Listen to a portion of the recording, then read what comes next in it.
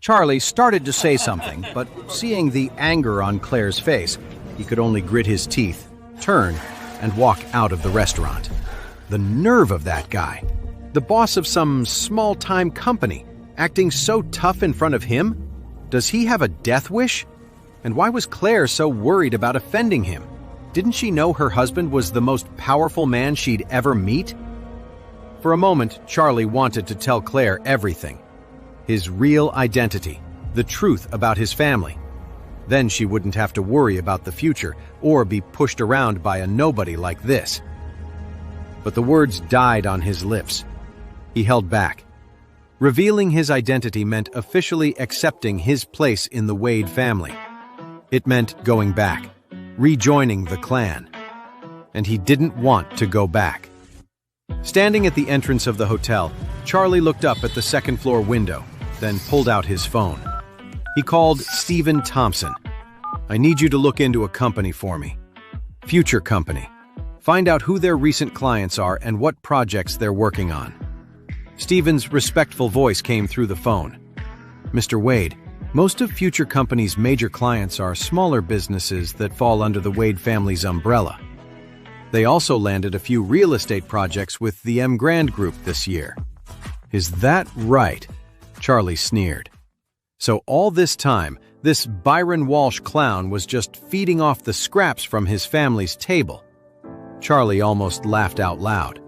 How would Byron feel if he knew he was insulting the man who basically signs his paychecks? Thinking about it, he said to Stephen, "Help me teach Future Company a lesson."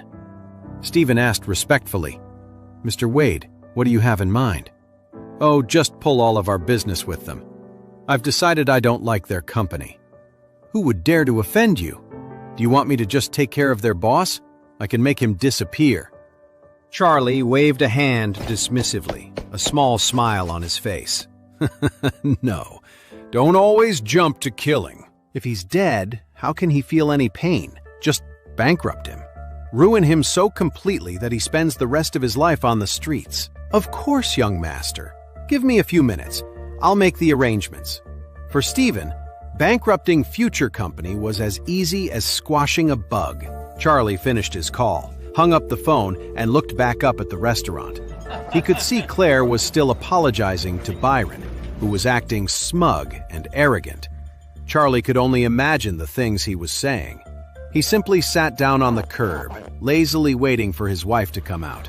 On the street, Charlie, dressed in his simple clothes, looked like any other person passing by. No one would give him a second glance. Yet, with a single phone call, he could turn a well-known Oris Hill businessman into a pauper with nothing. Claire kept pleading with Byron, and after a while his angry expression seemed to soften.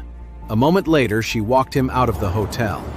Byron's face, still red from the hot soup, was throbbing with pain. He saw Charlie sitting on the side of the road and shot him a hateful glare. Then he turned back to Claire. "For your sake, I'll forgive your useless husband this one time. I'll take you to dinner tomorrow night, and we can talk about the partnership." On the surface, it sounded like he was being gracious, but inside, he was still seething. If Claire hadn't been apologizing so desperately, he would have already called his guys to come and deal with Charlie on the spot. But Byron had no intention of actually letting Charlie off the hook. He just wanted to get Claire alone tomorrow, and then he'd find someone to take care of her husband permanently. Charlie walked over and said to Claire, "Honey, let's go home. There's nothing to talk about with a jerk like him who's about to go bankrupt, let alone make a deal." Byron's face twisted in fury. "Kid, you must really have a death wish, saying I'm going bankrupt. You know, the only reason you're still standing right now is because I'm doing a favor for Claire." Charlie sneered and slapped him hard across the face. The sharp sound of the slap echoed on the street. Byron was stunned, covering his face. He shouted angrily, "You piece of trash! How dare you hit me!" Charlie sneered. "What's wrong with hitting you? You deserved it, so take it." After saying that, he raised his hand and slapped him again, making his other cheek swell up. Even though Claire was disgusted with Byron, seeing Charlie slap him twice in a row made her nervous. She quickly said, "Charlie, what are you doing? I told you not to start fights with people." She wasn't worried about the business deal. She was worried that Byron would retaliate against Charlie. After all, Byron was a powerful man. How could he just let this go after being publicly humiliated? Sure enough, Byron lost his temper completely. He pointed at Claire and said, "Listen, Wilson, your husband is going to pay for this today. I'll kill him. I'll make him disappear from Orris Hill for good." When Claire heard this, she said angrily, "You're disgusting."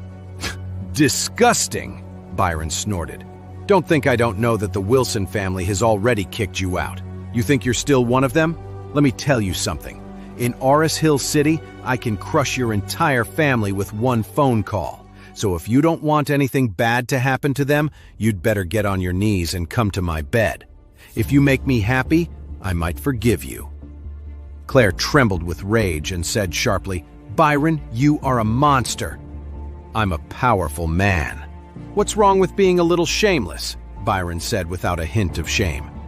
Charlie stood up and said to Byron, "Mr. Walsh, you're already bankrupt, so you can save the tough guy act," Byron said without a hint of shame. Charlie stood up and said to Byron, "Mr. Walsh, you're already bankrupt, so you can save the tough guy act." "What? What did you say?" Byron was stunned, not knowing how to react. He was about to yell when his cell phone started ringing. He didn't want to answer, but the phone kept ringing insistently. Byron pointed a threatening finger at Charlie and then impatiently answered the phone. "Yeah, what is it?" "Mr. Walsh, it's terrible. The partners who were supposed to work with us just pulled out. They've canceled all our deals." "What?" Byron's face paled. "I'll call DC right now." "Hold on. It's not just our Washington, D.C. partners who pulled out. The M Grand Group just canceled everything, and they've been with us for years. On top of that, Mr. Dalton, Mr. Prescott, and Mr. Thompson all just terminated their contracts." Byron held the phone, too stunned to say a word, but the voice on the other end continued. "Right now, 4 different companies have called, demanding that Future Company pay massive penalty fees for breaking contract. Mr. Jones from the finance department called. He wants the $280 million construction loan paid back in full by tomorrow, or they'll start legal action and seize the property. Also, the heads of American Federal Bank, Bank of America, American Trust Bank, and American Farmers Bank all called. They're calling in our debts. We have to pay back every loan by noon tomorrow, or they'll auction off all the company's assets." Byron was sweating bullets, his face completely drained of color. Cold sweat soaked through his shirt. Was the world going crazy? Or was he having a nightmare? How could everything go wrong all at once? It felt like it was all coordinated, like someone had planned it. What was going on? What the hell was happening? After one hit after another, Byron was sweating buckets. He could barely stand, needing the wall to hold himself up. Claire didn't know who was on the phone, but seeing Byron's expression change so drastically after taking the call, she couldn't help but wonder if he was having some kind of medical emergency. "Charlie, is Byron sick or something?" Charlie smiled faintly. "Maybe. It seems like he has some kind of brain problem. He can't even remember who he is anymore." The panicked, crying voice of his secretary came through the phone, but Byron could barely hear it.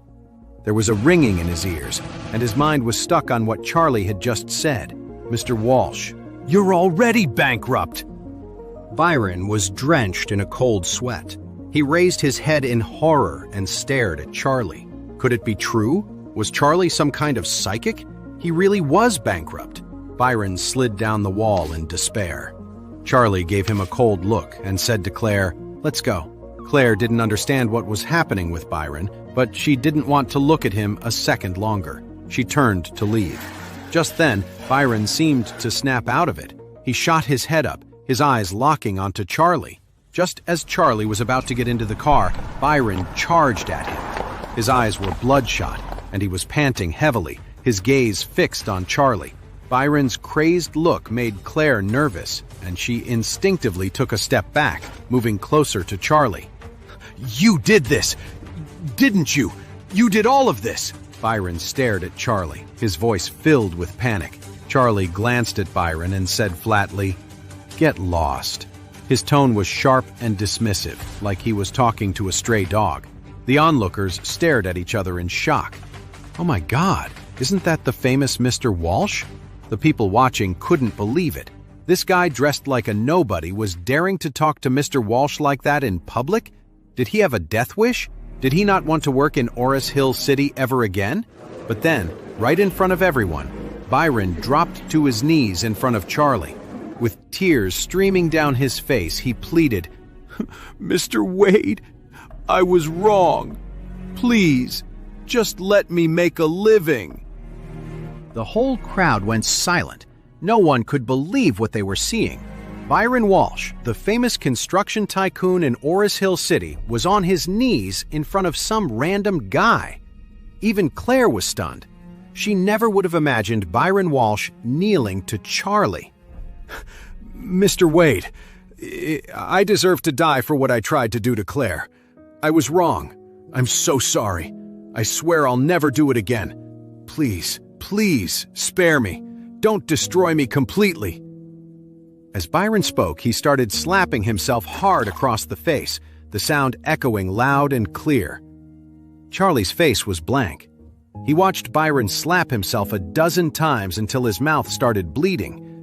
Then, Charlie said quietly, "Mr. Walsh, I have no idea what you're talking about." "Mr. Wade, once Future Company goes bankrupt, I won't just be broke, I'll be hundreds of millions of dollars in debt. I'll never be able to pay it back, not even in my next lifetime."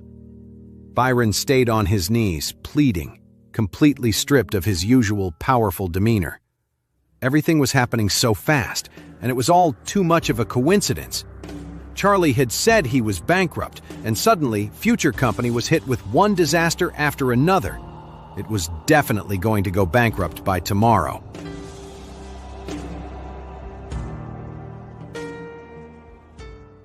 See that button on screen? That's your full story. Tap it and download the Pocket FM app now for free.